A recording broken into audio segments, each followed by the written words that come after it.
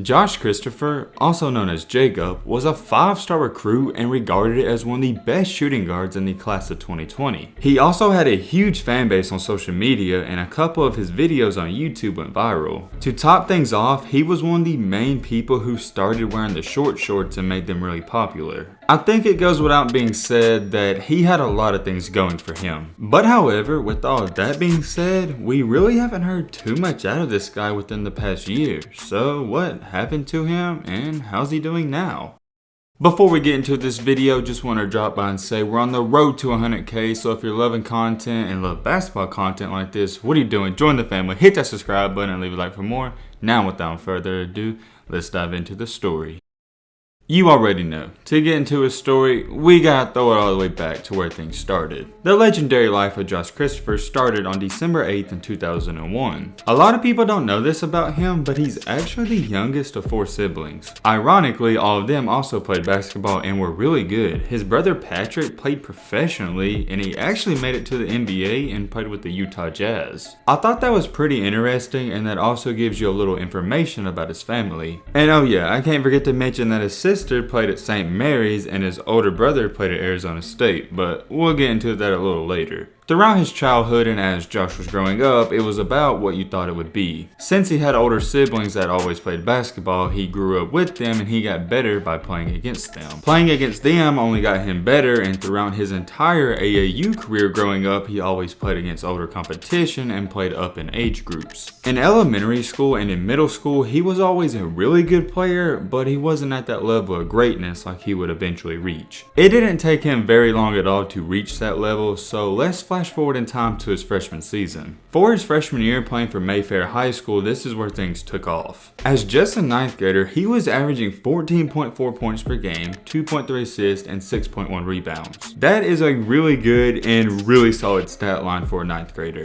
14 points per game, yeah, it's good, but it doesn't jump out at you and it doesn't wow you. At this point in time in our story too, he wasn't really getting all of that recognition. That quickly changed because in his sophomore year, this is when he really started to blow up. As a sophomore, he was now listed at 6'4", and in 27 games played, he averaged 26 points per game. That is a huge increase. He also averaged 3.6 assists per game and 6.5 rebounds and 4 steals. When you start to become a great basketball player, a lot of things come with it. Obviously, you're going to go up in the ESPN rankings, but 2, that's when the notoriety and fame come into play. His following on Instagram and every social media increased. His increase on Instagram went up way quicker and way faster than everyone else's because he was different. Him being different is what attracted him and made him so special. Obviously, people are going to jump on the bandwagon and wave because you are successful, but they're not going to stay if you're the same as others. Where his fan base was so different was they were attracted to the fact that he was different than every other hooper. I know what you're sitting there thinking, yo Matt, how is he different? The reason he was different is because this is when the short shorts wave really started, or at least he made it popular. The shorts he was wearing during his games were no longer than his underwear. But hey, that was his thing and that's what made him different. For his junior season of high school basketball, I'm not going to try to talk about it too much because it was a carbon copy and paste from his sophomore year. He had another great year. He averaged 25 points per game, 5 assists, and 8 rebounds and 3 steals. His junior year is when he started to get known all over the world and even the country. In one game where he dropped 37 points and hit 9 threes, the first thing he did was head over to all of his fans and sign autographs, and here's what he had to say. Quote unquote, I'm just trying to enjoy basketball, enjoy being a kid. If I want to make this a career at some point, I need to take it seriously, but also really enjoy this moment before maybe it becomes a job. Just from that quote, you can tell and see that he wasn't blind to the fact that he could make it to the NBA one day, and by that quote, you could even say that he probably thought he would. At this point in time too in our story, as just a junior, he was already a 5-star recruit and regarded as the 8th best player in the country.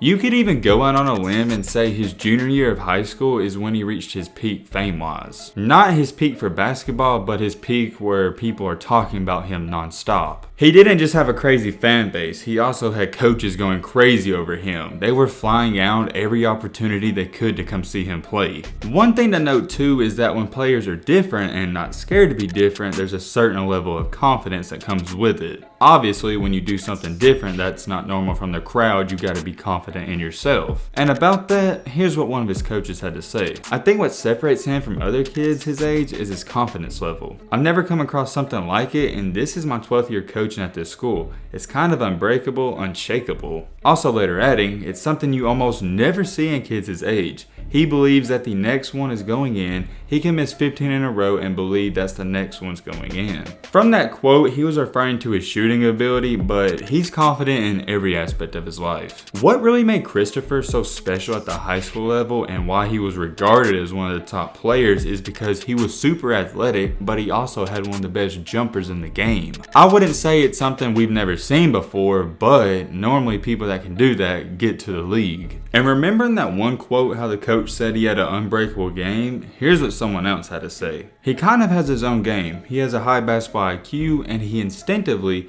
knows what to do in almost any situation and rarely gets rattled. He has a mature game for someone so young. I wanted to throw those quotes in there just so you get a reference and a perspective from someone else at just how mature he was for his age and how good and developed he was. With everyone giving him all this high praise, you would think he'd be a one and done player because of how mature he was. He's also what I would like to call a safe bet because he can shoot and he's athletic, and that's a recipe for success at the NBA. So going into his senior season for high school basketball, he had nothing left to prove and really nothing left to accomplish. He was already one of the best players in the country, so as long as he just went out there and did his job, it was going to be okay for him. What separates Josh from many other players though is that he never gets content. He always wants to get better. You can probably tell where I'm going with this by now, and yeah, his senior year was even better than his junior season. In 29 games played, he averaged 29.4 points per game, 4 assists and 11 rebounds, and 3.5 steals. I'm not going to speak on that too much because that's just ridiculous numbers at the high school level. He was a straight up beast, and he was really almost your identical and ideal 2K player. When you go to create a 2K player, this is really the player build that you want. Someone that's not too tall but not small, right in the middle where they can guard every position. Then too, you got to be able to shoot, and he can do that, and then you also want someone that can throw down some dunks. The player I just described is Josh Christopher. That's him. And then if you want to go even farther with it, he's also got the drip in real life like a 2K player. I'm not really touching on this too much, but in high school he also got the nickname Jacob, and if you know, well you know. After his senior year, he was also named a McDonald's All-American, invited to the Jordan Brand Classic game and the Nike Hoop Summit game. He was racking up awards left and right. For his recruitment process, it was a little interesting, but nothing too crazy. There was this huge debate going on whether he would go to the G League and then go to the NBA or go to college first. Some people thought he would choose the G League route like his friend Jalen Green did, but ultimately he decided to take a different path. On April 13th in 2020, he announced that he was going to be committing to Arizona State. He wasn't just a big pickup for that program. Anyone that would have landed him, it would have been huge. For the people that don't know too much about him, they were questioning this obviously because why would he go to Arizona State? There was a big factor involved with all of this, and that factor was no other than his brother known as Caleb. It's been said that Caleb was heavily involved in his recruitment process because he's on the team. Even though he doesn't play a lot and he's a bench player, people still thought that was the main reason. This was a big pickup for them though because he was their highest ranked recruit since James Harden in 2007.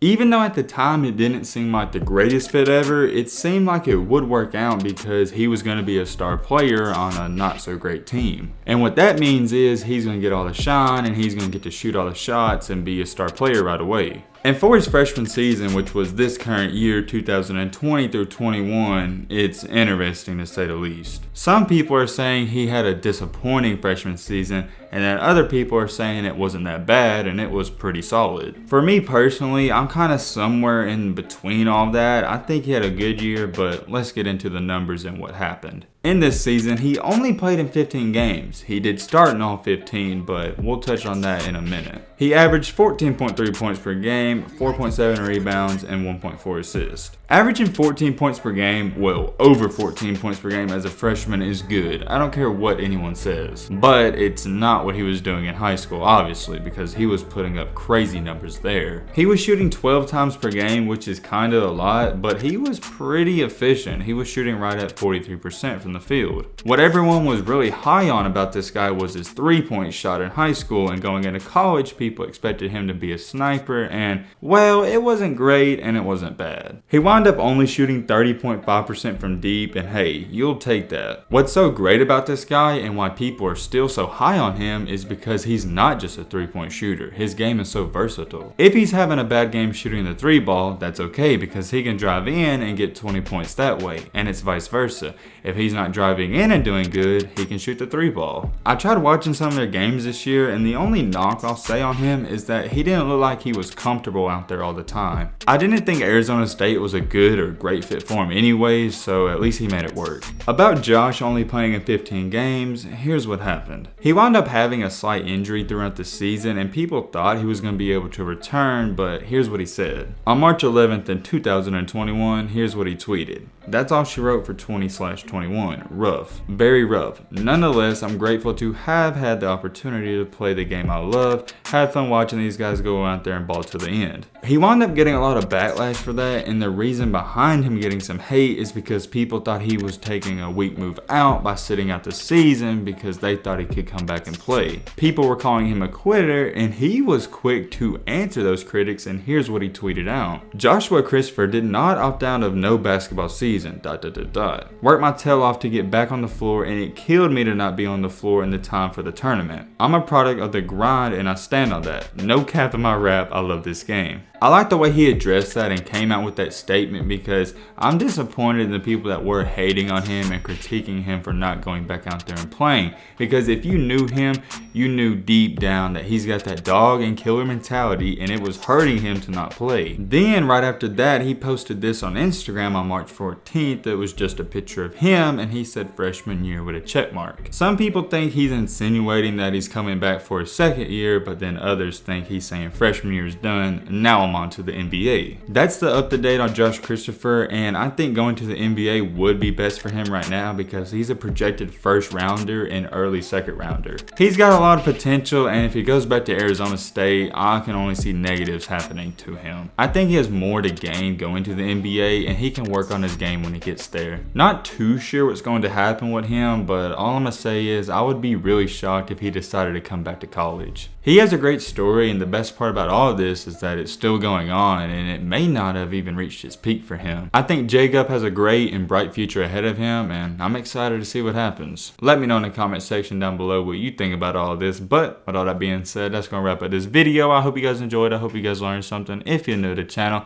what are you doing? Join the family. Hit that subscribe button, leave a like for more, and as always, let's be great. I'm out, y'all. Road to 100K. Peace.